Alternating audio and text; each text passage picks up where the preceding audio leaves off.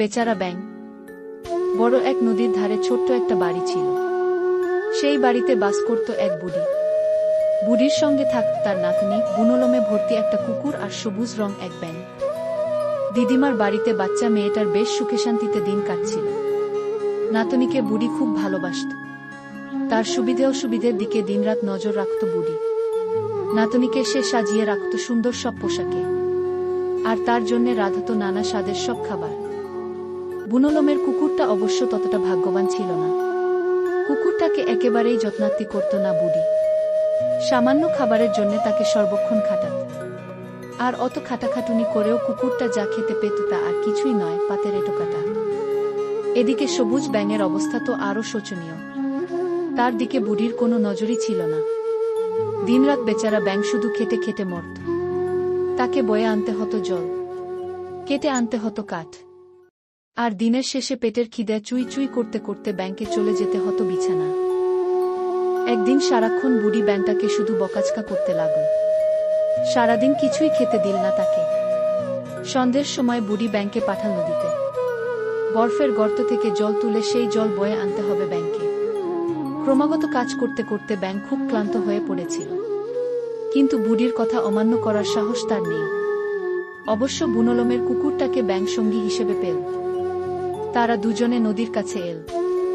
বরফের গর্তের সামনে বসে তারা কাঁদতে লাগল। চাঁদের দিকে তাকিয়ে তারা কাঁদতে লাগল। ও চাঁদ, তুমি আমাদের একটু দয়া করে। Gang gang gang gang. সবুজ ব্যাঙ বিলাপ করতে লাগল। আকাশ থেকে নেমে এসো তুমি। Gang gang. বুনোলোমের কুকুর আর আমাকে নিয়ে চলো তোমার বাড়িতে। Gang gang. হাপুস নয়নে দুজনে কাঁদছে। অবশেষে চাঁদের কানে পৌঁছল তাদের বিলাপ। চাঁদের খুব দুঃখ হলো ওদের দুজনের জন্যে। আকাশ থেকে নেমে এল চাঁদ, হাজির হল একেবারে নদীতে ভাসমান বরফের উপর। বুনো লোমের কুকুর আর সবুজ ব্যাঙকে চাঁদ তুলে নিল তার কোলে। তারপর উড়ে গেল আকাশে।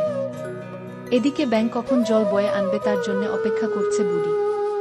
শেষমেশ ব্যস্ত হয়ে সে নিজেই নদীর দিকে গেল, কিন্তু বুনোলোমের কুকুর আর সবুজ ব্যাঙকে কোথাও দেখতে পেল না। বুড়ি চেঁচামেচি শুরু করল। ডাকতে লাগল কুকুরটাকে, বকাঝকা করতে লাগল ব্যাঙকে, কিন্তু কারো কাছ থেকেই কোনো সাড়া নেই। তারপর বুড়ির চোখ গেল আকাশের দিকে। সে দেখতে পেল চাঁদের কোলে বসে আছে কুকুর আর ব্যাঙ। তারা দুজনে পাশাপাশি বসেছিল আর খেলা করছিল। ওরে আমার ব্যাঙ, ওরে আমার কুকুর। বুড়ি কাঁদতে কাঁদতে বলছিল, আমি তোদের এত খাওয়ালুম, যত্নার্থী করলুম, নিজের নাতিপুতির মতন তোদের বড় করলুম, আর তোরা কি না আমাকে ছেড়ে চলে গেলি। কিন্তু বুড়ি হাজার কান্নাকাটি করলেও ওরা আর ফিরে এল না।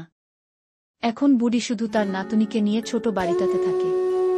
আর সেই থেকে বুনোলোমের কুকুর আর সবুজ ব্যাঙ চাঁদের বাড়িতেই রয়ে গেছে।